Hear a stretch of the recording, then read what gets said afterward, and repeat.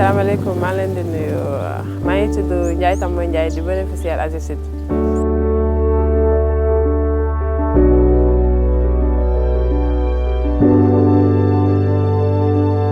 Bon projet bi dañ doon toog noonu rek ñuy waxtaan après ñu ne am na luy projet bu ñëw boobu fee lañ ko déposé woon développement communautaire benn dame bu nekk foofu bu tudd madame Seck. ñoom sax jigéen ñi lañ privilégié woon ñu ne nañ ñëw ak suñu photo carte d'identité ñu dem foofu yóbbaale photocopie pièce d'identité bi léegi après ñu dugg benn par benn ku boo duggee dañ lay laaj yow lan mooy sa projet am na ñoo xamante ne agriculture la am na ñoo xamante ne commerce léegi après ñun ñu déposé ñu toog à un certain moment ñu woo ñu ne sélectionné nañ ñu war nañ ñëw département Bakel pour ñu def lancement bi. projet bi mën naa ne projet bi apporté na ma lu bëri parce que début bi tool bu ndaw laa yoroon parce que puisque les moyens n'étaient pas au rendez-vous te bay xaalis la laaj il faut nga am looy financer pour nga am rentabilité. et bi ñu déggee projet bi yàlla def ñu sélectionné ma am si financement bi mu jot naa jënd moto pompe d'ailleurs sax moo ma permettre ma am tool bii nii parce que bi ma yoroon boobu dafa ndaw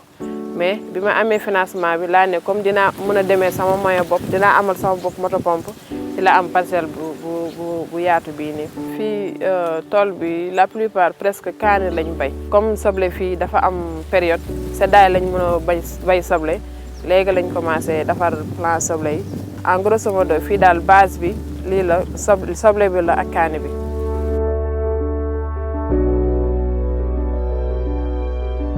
tool bi moom wax dëgg fa ne xale am na avantage ndax kaani moom umpale wu ne ñëpp xam nañ ne mbay kaani métti na trop métti na parce que dafa laaj financement bu bëri mais bu demee tool bi bu demee ba réussir rek nga commencé am ay rentabilité day dem début bi nii mun nga récolter ay 10 sacs buñ ko te sac bu ne mun na peser 26 kilos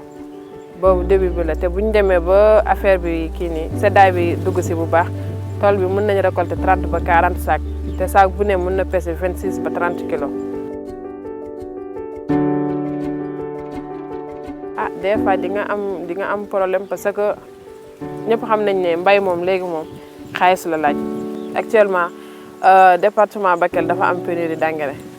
fu mu nekk nii pour ñu am engrais c'est tout à fait un problème te engrais bi moo ñuy jàppale pour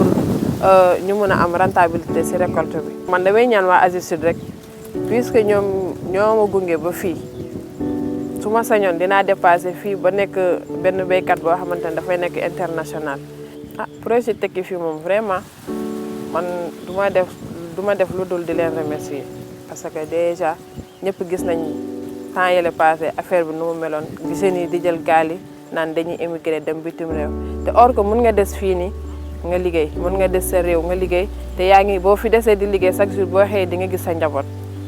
di nga xam sa famille daal li passé si biir famille bi di nga ko xam mais or que boo demee bitim réew liggéey bi du demee noonu te en plus encore fii dafay nekk fii da lay ump daal man je pense que jeunesse bi surtout jeunesse bi laay lancé appel mën nga des fii Sénégal fii nga tekki fii.